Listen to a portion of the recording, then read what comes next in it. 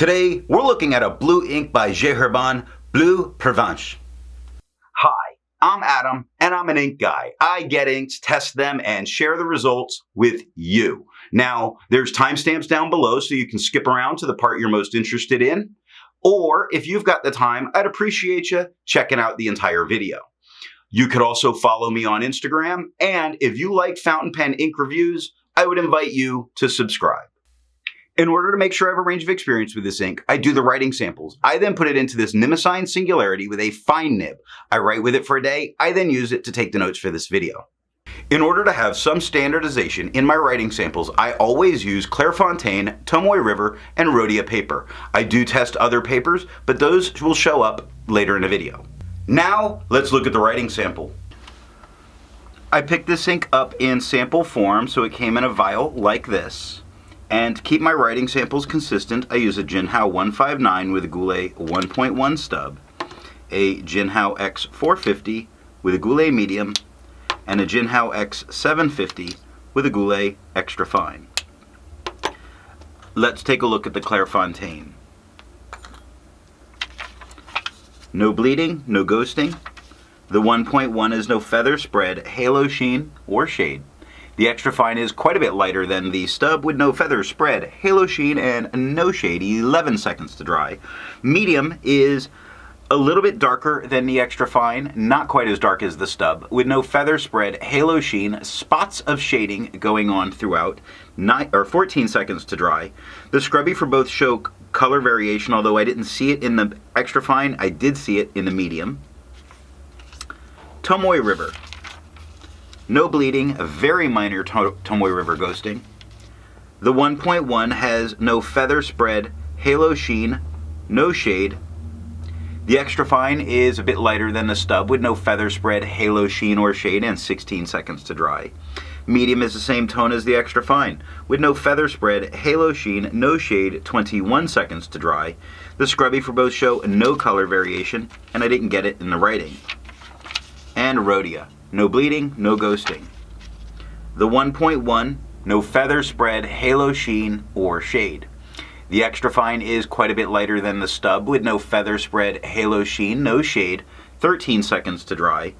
Medium is the same tone as the extra fine with no feather spread, halo sheen, no shade, and 17 seconds to dry. The scrubby for both show a tiny bit of color variation left to right, but it's not showing up in the writing. I agree with Vita that I've learned a lot by doing multiple chromatographies. The one on the left is done the way it's supposed to be done. I put a line of ink down and immediately put it into water for 10 to 15 seconds. And we see this has a very light blue. It's as light in the chromatography as it is in the writing. It's fleeing the water, pushing straight up. There is a slight turquoise lean with this blue. We see that in the chromatography, and it pushes and gathers at the top.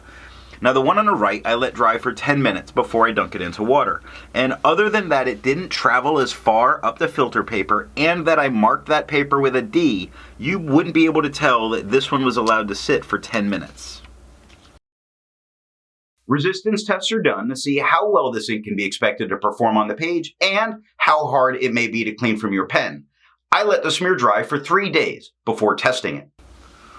Looking at the highlighter, I'm not surprised that I can't use this in a note-taking situation that I want to highlight because it blows out that lowercase h, but I'm not surprised with Herbin for that to happen. Now water is completely reactivating and lifting it up. We're starting to see the white of the paper come through. That's all it takes to get it out of your pen is water. Pen Flush does the same stuff, but faster. A lot of white of the paper coming through, and 1/3 bleach solution, even though you're not going to need it, it completely obliterates it off the page.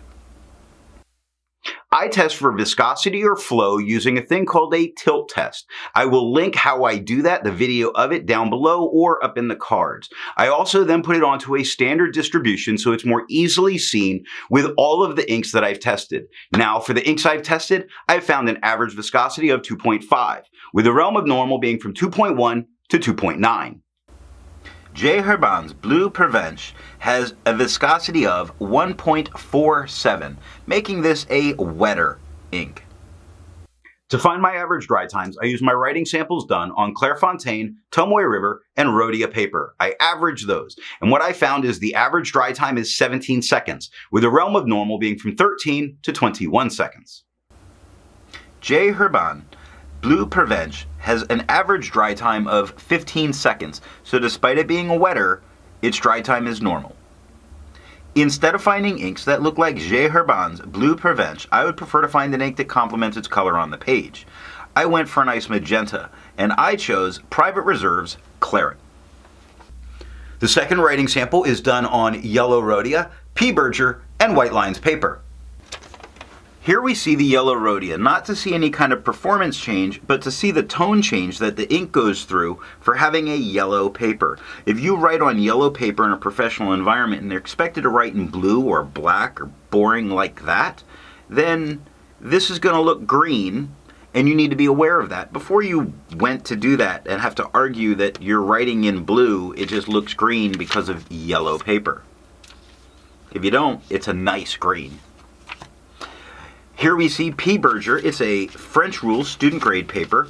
Lots of bleeding, lots of show through, does not touch the page underneath, but does not allow you to use the back of the paper. The 1.1 is no feather spread, halo sheen, no shade. The extra fine is the same tone as the stub with no feather spread, halo sheen, no shade, and 3 seconds to dry. Medium is the same tone as the extra fine and the stub with no feather spread, halo sheen, no shade, and 4 seconds to dry. The scrubby of the extra fine is showing us some color variation. The medium's showing us none, but there's none in the writing. And last up is White Lines paper. Now we do get some bleeding that goes on. It doesn't touch the page underneath. It causes a lot of show through. Not too bad in the medium, really bad in the extra fine. Don't know why that is, but it is. Doesn't touch the page underneath. Just doesn't let you use the back of the page. The 1.1 is no feather spread, halo sheen, or shade. The extra fine is lighter than the stub with no feather spread, halo sheen, no shade, 4 seconds to dry. Medium is the same tone as the extra fine with no feather spread, halo sheen, no shade, and 7 seconds to dry. Now the scrubby for both do show little bits of color variation, but we're not getting that in the writing, and that is all that I have for the writing sample. So what do I think of Herbin's Bleu Pervenche? I normally don't go for light blues. I usually find them too difficult to really read over the course of an entire page. This one is a lighter blue, but not so light that it's difficult to read, not on an entire page. When you go back, it's perfect as a lighter blue. It's really opened my eyes to some of the lighter blues that are out there because typically I don't go for them. So what nib and pen are going to give the best writing experience with this ink? While a wet broad is certainly going to give you a bit darker tone of this light blue, I find that I really prefer it from a dry fine. It's still very readable and a pleasant cool tone on the page. If you've enjoyed this video and made it this far, I'd appreciate a thumbs up, and if you didn't like it, give me a thumbs down and tell me why. Thanks for watching.